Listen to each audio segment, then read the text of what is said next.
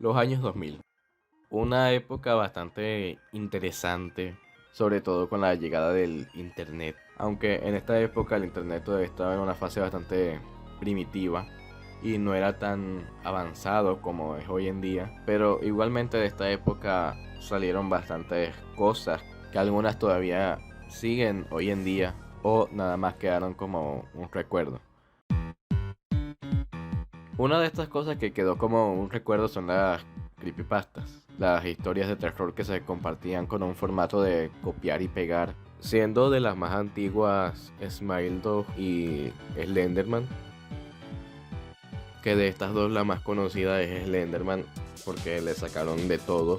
desde juegos, una película que salió exageradamente tarde, bastantes imágenes, canciones, prácticamente de todo. Por otro lado está Sonic.exe, que también fue bastante conocido porque empezó una especie de costumbre, por así decirlo, de hacer juegos que el título terminara en .exe, que fue degenerando bastante rápido porque se hacía .exe de prácticamente todo y nada más al diseño le agregabas ojos rojos y sangre hiper realista que de mucho miedo, porque al parecer este diseño le hacía que diera más miedo, aunque el diseño original de Sonic.exe estaba de hecho decente, porque incluso que tenía ojos rojos y sangre, fue el que empezó la costumbre de hacer esto con cada uno de los personajes que se usaran para hacer una creepypasta.exe, que la mayoría de creepypastas que salieron después de Sonic.exe, que tenían este formato, no tenían mucha profundidad porque nada más era un juego de miedo que tuviera el nombre del personaje con el .exe al final y nada más salía el personaje con el diseño de ojos rojos y la sangre y ya no tenía una historia tampoco tan profunda, entonces no era que fuera algo del otro mundo. Aunque la creepypasta original de Sonic.exe, que fue la que empezó todo esto, estaba de hecho bien, porque el juego en sí estaba bien hecho, tenía una especie de sensación única, por así decirlo, más que todo porque no se sentía como un clon, porque fue el que lo empezó.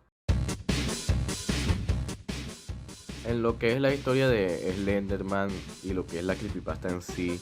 está bastante buena y en verdad está interesante, porque es una especie de criatura que habita en el bosque y secuestra niños y deja notas por ahí, que es bastante interesante que hayan logrado hacer esa historia de nada más unas imágenes, que en verdad muestra la creatividad de las personas para crear este tipo de historias por esa época, sobre todo las primeras creepypastas que salieron. Yéndonos un poquito más a la actualidad, hay creepypastas, y digo creepypastas entre comillas, porque creo que no tienen tanto ese formato de creepypasta, pero de cierta manera como que todavía entran en ese huequito ahí. Está Momo, que como tal no era una creepypasta, era más bien un desafío de YouTube de escríbele a Momo a las 3 de la mañana, que en verdad era bastante sencillo, que en verdad no tenía una historia en sí. Y también está el Ayuwoki, que fue bastante conocido, le sacaron un juego y hasta donde tengo entendido esto no tenía una historia en sí, nada más lo agarraron para hacer como una especie de personaje de miedo gracias al video de ese animatrónico de Michael Jackson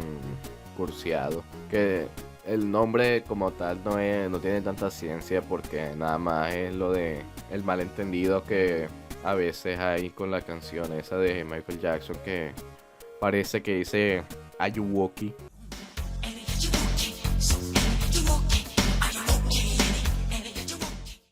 Como tal, estas no son creepypastas en sí, porque no tienen en sí una historia o algo que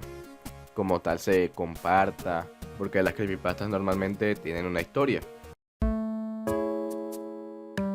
En sí, las creepypastas, digamos que murieron hace unos cuantos años, más que todo porque la gente perdió interés.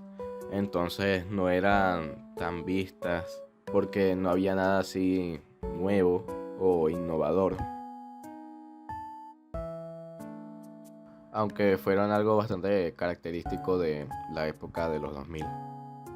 Sobre todo porque si las creepypastas se hicieran hoy en día no serían exactamente igual, porque no se compartirían como historias en texto, sino que serían videos de YouTube. En cambio, en aquella época se compartían estas historias en blogs y prácticamente lugares así donde la gente pudiera verlo y que se pudiera compartir de manera textual. Y también serían distintas porque el terror hoy en día está obviamente cambiado a lo que era el terror antes. Parte de mi inspiración para este video fue un video de Cookiezilla o Cookie Queen, que tanto su canal como ese video los voy a dejar en la descripción por si quieren verlo. Aunque en sí eso era todo lo que quería hablar en este video,